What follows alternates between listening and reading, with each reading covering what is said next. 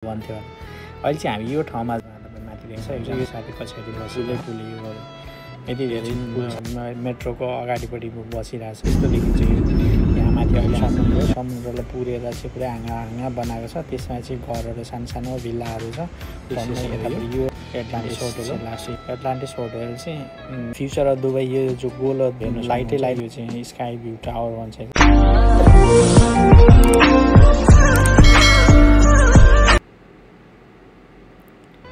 Welcome to Thapa वाइटी भ्लगमा तपाईँहरूलाई स्वागत छ। आज चाहिँ म तपाईँहरूलाई नाइटमा घुमाउन लाँदैछु। अहिले चाहिँ हामी बाटोमा जाँदैछौँ म र भाइ अनि एकजना साथी। हामी चाहिँ यसो बाहिर घुम्न निक्ल्यो अहिले ड्युटीबाट। यो चाहिँ एरियामा पुरै ब्रिज छ। एसियामै सबैभन्दा बढी पुल भएको एरिया हो। यहाँ यति धेरै पुल छ कि अब पुल गर्ने त साध्यै छैन। यो पुलै यो यति धेरै पुल छ कि यसलाई यो पुलले पुरा नेपालमा कतिवटा घर बन्थ्यो। अहिले चाहिँ हामी यो ठाउँमा जाँदैछ। यो चाहिँ पाम जुमेरा भन्छ। यो पाम जुमेराको चाहिँ त्यहाँ चाहिँ समुद्र पुरेर बनाएको ठाउँ हो। त्यहाँ चाहिँ घरहरू छ। सो हामी चाहिँ अहिले त्यो एरियामा घुम्न जाँदैछौँ। सो त्यहाँभित्र चाहिँ यस्तो देख्न सकिन्छ भिडियोमा तपाईँ माथि देख्नुहुन्छ। यो चाहिँ सबै समुद्र पुरेर बनाएको छ। माथिबाट हेर्दा चाहिँ यस्तो देखिन्छ यो हैन। त्यो चाहिँ समुद्रलाई पुरै पुरेर बनाएको छ। यता भाइले गाडी चलाउँदैछ अनि म चाहिँ यता एकजना साथी पछाडि बसिरहेँ। हामी चाहिँ अहिले मेट्रोमा चढ्यो। यो चाहिँ मेट्रो भन्दा पनि मोनोरेल भन्छ। यो चाहिँ त्यही पानी अघि देखाएको थिएन समुद्र पुरै त्यही हो। त्यसमा यो चाहिँ अहिले हामी चढेको चाहिँ छोटो हुन्छ अनि यो चाहिँ पर्यटक घुम्नुको लागि बनाएको हुन्छ। यो चाहिँ मोनोरेल यो चाहिँ पानीको माथि छ। अहिले हामी पानी माथि भन्दा समुद्र पुरेर बनाएको यो रेल पनि बाटो ब्रिज पनि। अनि यसमा चाहिँ वरिपरि हेर्नुको लागि भ्यू दिउँसो चाहिँ एकदम रमाइलो देखिन्छ। अहिले हेर्दा यो चाहिँ नाइटको भ्यू हो। नाइटमा तपाईँहरूलाई देखाउँदैछ। यो बिचमा चाहिँ पुल छ। यो पुल चाहिँ अहिले मेट्रो जाने बेला चाहिँ खुल्ला हुन्छ। मेट्रो गएपछि यो दुइटा फेरि जोइन हुन्छ। अलिक बाटो एक गाडी क्रस गर्नलाई जोइन हुन्छ। यो चाहिँ अहिले खुल्ला छ। पछि फेरि जोडिन्छ। यो बाटो जोडेर गाडी चल्छ त्यही माथिबाट। यो तल पनि गाडीहरू गइरहेछ। जाने बाटो अलग छ आउने बाटो अलग छ। दिउँसो देख्नु चाहिँ अघि हामी माथि चढेको त्यस्तो देखिन्छ। यो यहाँ माथि अहिले हामी हिँडिरहेछ नाइटमा। अहिले यो माथि चाहिँ अब यस्तो यो एउटा बाटोमा चाहिँ सिधा बाटो छ देख्न सक्नुहुन्छ। चारैपट्टि लाइट छ यो बिल्डिङहरू। म चाहिँ अहिले मेट्रोको मोनोरेलको अगाडि बसेछ। त्यसले गर्दाखेरि चाहिँ अलिकता यहाँनिर चाहिँ ड्रोन सट जस्तो देखिन्छ देख्नुलाई चाहिँ। यो चाहिँ लास्ट स्टेसन भनेको यो एटलान्टिस होटल छ। यो चाहिँ मेट्रोको अगाडिपट्टि बसिरहेको छु म। अनि यता हाम्रो सोल्डी चलाउँदैछ साइडमा राइट साइडमा बसेर। चाहिँ यो चाहिँ अहिले चाहिँ हामी यो लास्ट स्टेसन के अरे लास्ट टाइम भएको हुनाले मेनुअली चलाएर हुन्छ होइन। यताबाट सोल्टी बसिरहेको छ यता कुनामा छ। अनि नत्र चाहिँ अटो चलिरहेको हुन्छ। यहाँ चाहिँ घुम्नुको लागि यो मोनोरेलमा जानुलाई चाहिँ ओल्लो छेउबाट पल्लो छेउ जानुलाई 15 मिनट टाइम लाग्छ खालि घुम्नुको लागि। र अब यहाँ प्यासेन्जर पनि हिँड्छ बट घुम्नुलाई एकदम बेस्ट हुन्छ। यता चाहिँ सोल्टी यता कुनामा बसेछ। कालै सोल्टी झन् कालै देखेको छ। दिनमा चाहिँ यस्तो देखिन सकिन्छ। अहिले हामी चाहिँ रातमा हिँडेको थियो। दिनमा चाहिँ तपाईँले देख्न सकिन्छ यस्तो भ्यू देख्न सकिन्छ। तल पुरै यो समुद्रलाई पुरेर चाहिँ पुरै हाँगा बनाएको छ। त्यसमा चाहिँ घरहरू सानो भिल्लाहरू छ। टन्नै यतापट्टि यो मोनोरेलको बाटो अहिले हामी जहाँ राति हिँडेको थियो यो मोनोरेलको यो चाहिँ सबै लिकहरू हो। यो जो माथि उकालो देखेको छ त्यो चाहिँ लिक हो। यो पर चाहिँ जुमेरा बिच भन्छ। त्यहाँ चाहिँ ओपन बिच छ। यतातिर चाहिँ यो बिचमा चाहिँ सबै त्यहीँ भएको जसको भिल्ला छ त्यही मात्रै त्यहाँ स्विमिङ गर्नु पाउँछ। अरू मान्छे जानु पाउँदैन। त्यहाँ चाहिँ यो घरकै छेउमा निक्लेर अनि त्यहीँ स्विमिङ गर्छन् त्यहीँ बस्छन्। र अलमोस्ट घरभित्रै हुन्छ स्विमिङ पुल बट यो चाहिँ अब खुल्ला रूपमा हो। तर त्यहाँनिर त्यस्तो डर हुँदैन। अनि देख्नु चाहिँ निलो देखिन्छ तर त्यस्तो गहिरो नहुने नै होइन। गहिरो छ होइन तर पुरेर बनाएको भएकोले गर्दाखेरि चाहिँ अलिकति सेफ्टी छ। धेरै सेफ्टी छ। त्यस्तो उस पनि छैन। हेर्दा यस्तो दामी देखिन्छ। यो चाहिँ मैले दिनमा भिडियो खिचेको थियो।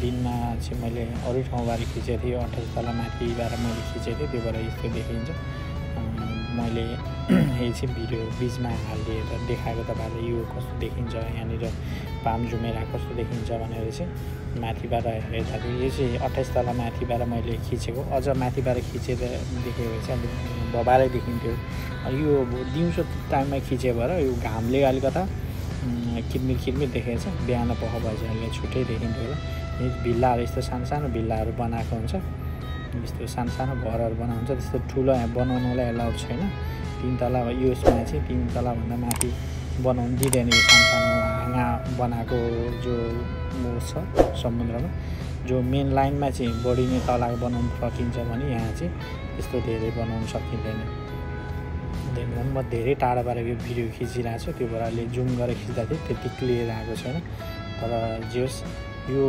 घुम्न लायकलाई चाहिँ ठाउँ एकदम बबाल छ अनि अब मेट्रोमा चढेर नै आउनु सक्नुहुन्छ अनि आफ्नै गाडी लिएर नै आउनु सक्नुहुन्छ गाडी लिएर आयो भने चाहिँ समुद्र अन्डरग्राउन्डबाट आउनु पऱ्यो मेट्रोमा आउँदाखेरि चाहिँ माथि आउँछ अहिले यो चाहिँ म यो समुद्र यो चाहिँ लास्ट स्टेसन हो एटलान्टिस वाटर पार्क यो चाहिँ वर्ल्डकै सबैभन्दा लार्जेस्ट सबैभन्दा ठुलो वाटर पार्क हो यो चाहिँ वर्ल्डकै गिनिज बुकमै नाम लेखाएको छ यो चाहिँ त्यहाँ हो अझ अनि यतापट्टि साइडमा चाहिँ यो चाहिँ देख्न सक्नुहुन्छ यो चाहिँ मोनोरेलको स्टेसन हो यो जुन म चढेर आएको रेल थियो त्यसको स्टेसन हो यो लास्ट स्टेसन हो यो एटलान्टिस चाहिँ लास्ट स्टेसन यो चाहिँ स्टेसन हो यहाँबाट चाहिँ अनि यो चाहिँ एटलान्टिस होटल हो एटलान्टिस होटल चाहिँ एकदम महँगो र एकदम राम्रो र 5 स्टार होटल हो जुन होटल चाहिँ तपाईँको नर्मली यहाँको 6000 दरामदेखि लिएर 1.5 लाख दरामसम्म 24 आवरको चार्जेस छ यसमा चाहिँ सो एकदम एक्सपेन्सिभ पनि छ र फेसिलिटीको कुरा नगरौँ फेसिलिटी त्यति धेरै छ यो माथि देखेको जो ग्लास भएको देख्नुभएको छ जो लामो ग्लास भएको त्यसमा चाहिँ पर आवरको 24 आवरको चाहिँ 1.5 लाख दराम पर्न जान्छ त्यसको त्यहाँको रुमको चाहिँ 24 आवरको फेसिलिटी त्यही अनुसारको हुन्छ यो यहाँबाट हेर्न सक्ने चाहिँ अहिले चाहिँ हामी फेरि मेट्रोतिर लागौँ अहिले चाहिँ हामी मोनोरेलको नाइटमा हिँड्दैछौँ सो अघि हामी चाहिँ गाडी उतै पार्क गरेर यता सोल्टी चलाउँदैछ हाम्रो पाइलट सोल्टी यता चलाउँदैछ अहिले यो लास्ट फाइनल मेट्रो भएको हुनाले चाहिँ 10 बजी बन्द गर्ने हुन्छ बिहान 9 बजी खुल्छ अनि बेलुका राति 10 बजी बन्द गर्छ हामी चाहिँ गाडी उतै पार्क गरेर राखेको छ सो त्यो भएर चाहिँ हामी चाहिँ अहिले मेट्रोमा हिँडिरहेको छ किनभने गाडी लाँदाखेरि चाहिँ उता पार्क गर्नुलाई समस्या हुन्छ भनेर हामीले मेट्रोमा गयो अनि त्यहाँ चाहिँ फ्री पार्किङ छ पार्किङ फ्री जुन फर्स्ट स्टेसन गेटवे भन्ने स्टेसन छ त्यहाँनिर तपाईँले गाडी पार्क गरेर चाहिँ